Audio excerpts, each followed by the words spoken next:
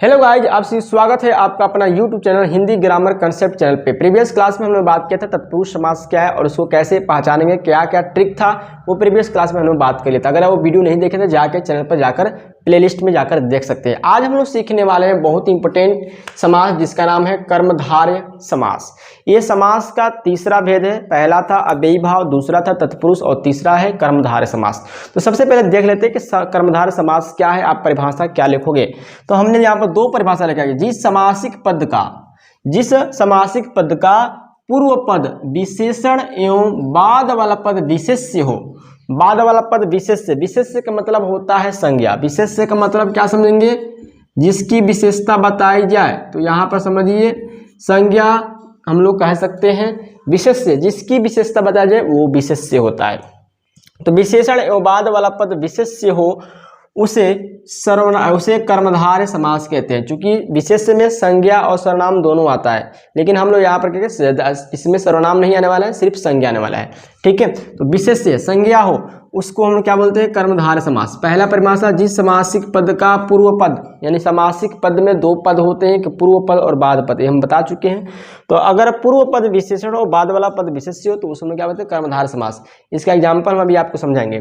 दूसरा परिभाषा हम लिखा है कि जिस समासिक पद से गुण, रूप, रंग, आकार, महानता, तुलना एवं उपमान उपमेय का भाव व्यक्त हो उसे कर्मधारय समास कहते हैं। यानी जिस समास पद से आपको लगे कि इसमें कुछ गुण बता रहा है, क्वालिटी बता रहा है, कलर बता रहा है, रूप बता रहा है, रंग बता रहा है, किसी की महानता बताई जा रही है, किसी से तुलना किया जा रहा है। तुलना के क्षेत्र में भी आपको आता है उपमान और उपमेय। उपमान और उपमेय इसी में आता है। ठीक है, तो उसको हम लोग क्या बोलते हैं, कर्मधारय समास। उपमान का मतलब क्या होता है, ध्यान देंगे। उपमान का मतलब जिससे उपमा दी जाए, यानी दो व्यक्ति की तुलना कर रहे हैं तो जिस व्यक्ति से तुलना करेंगे, किसी एक व्यक्ति की तुलना दूसरे व्यक्ति से कर रहे हैं तो जिससे करेंगे वो हो जाएगा उपमान।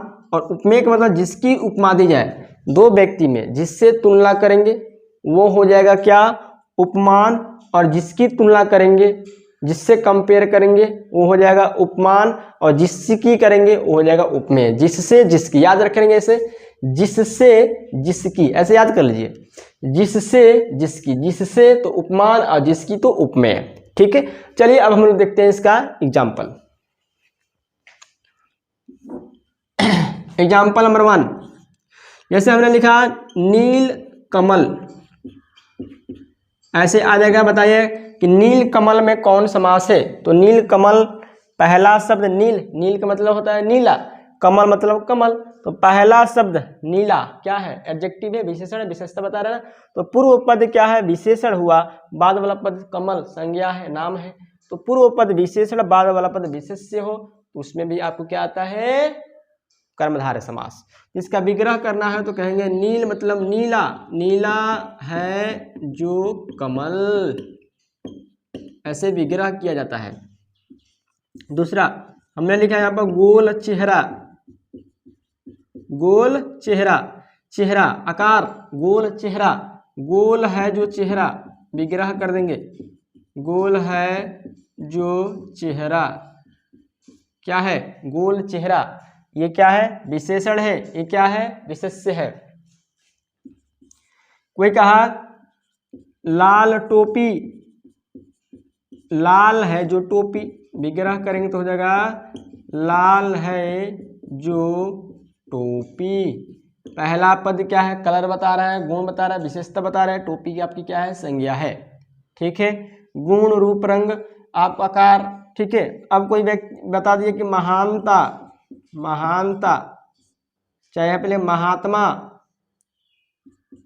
महात्मा, महान है जो आत्मा, महान है जो आत्मा। क्या बता रहे हैं, गुण बता रहे हैं, महानता बता रहे हैं। क्या बता रहा है, महानता बता रहा है। अब ध्यान देंगे, इस पर बात आ रही है, उपमान उपमेय में कैसा शब्द रहेगा। उपमान और उपमेय में कैसा शब्द रहेगा, जैसे यहाँ पे लिखा गया चंद्रमुखी, चंद्रमुखी, चंद्रमुखी का मतलब क्या हुआ, चंद्रमा के समान मुख वाला। चंद्रमुखी का विग्रह करेंगे तो क्या लगेगा, चंद्रमा के समान मुख वाला।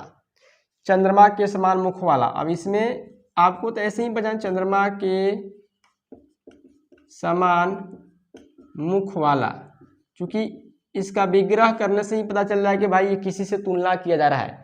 लेकिन अगर कोई पूछ दे कि भाई चंद्रमुखी में चंद्रमा है और मुख है, इसमें उपमान उपमेय कौन होगा? तो चंद्रमुखी चंद्रमा की तुलना चंद्रमुखी मुख की तुलना किससे की जा रही है? चंद्रमा से। मुख की तुलना चंद्रमा से, कि आपका जो मुख है वो चंद्रमा के जैसा है, चांद जैसा चेहरा तुहार, है ना। तो मुख क्या है? मुख क्या है? क्या हो सकता है यहाँ पर? जिससे, किससे कर रहे हैं? चांद से कर रहे हैं। तो चांद से कर रहे हैं तो चांद्र हो जाएगा उपमान। किसकी कर रहे हैं? जिसकी। किसकी कर रहे हैं? मुख की। तो मुख क्या हो जाएगा? उपमेय। तो जहां पर उपमान और उपमेय आता है वहां पर भी क्या हो जाता है? जहां पर उपमान और उपमेय आता है वहां पर क्या हो जाता है? कर्मधारय समास। यहां पर फिर से आइए 5वां एग्जाम्पल देते हैं। नीलांबर, क्या बताया? क्वालिटी बताया, नीला है जो अंबर, नीला है जो अंबर, नीलांबर, नीला है जो अंबर, नीलांबर, नीला है जो अंबर, नीलांबर। यहाँ पे देखेंगे सूर्यमुखी, सूर्यमुखी का नाम सुनेंगे, मृगनयनी का नाम सुने होंगे, मृगनयनी, मृगनयनी, सूर्यमुखी, सूर्य के समान मुख वाला। ठीक उसी प्रकार सूर्य के समान मुख वाला क्या हो जाएगा? कर्मधारय समास। मृगनयनी, मृग के समान आंख वाला, आंख वाली, मृगनयनी, मृग के समान आंख वाला, आंख वाली, क्या हो जाएगा? तो ऐसे शब्द अगर आपको दिखाई देंगी जिसमें गुण बताएगा, रूप बताएगा, रंग बताएगा, महानता बताएगा, किसी से तुलना वाला शब्द दिखाई देगा, पहला पद विशेषण होगा, बाद वाला विशेष्य होगा, ऐसा शब्द अगर आपको दिखाई देगा तो उसका विग्रह करने पर आपको पता चल जाएगा ये कौन सा समास है भाई? कर्मधारय समास है। कौन सा समास है? कर्मधारय समास है। तो वीडियो अच्छा लगा तो लाइक करें और दोस्त फ्रेंड्स चैनल पर नए हैं चैनल को सब्सक्राइब कर बेल आइकन जरूर प्रेस करेंगे। Best of luck.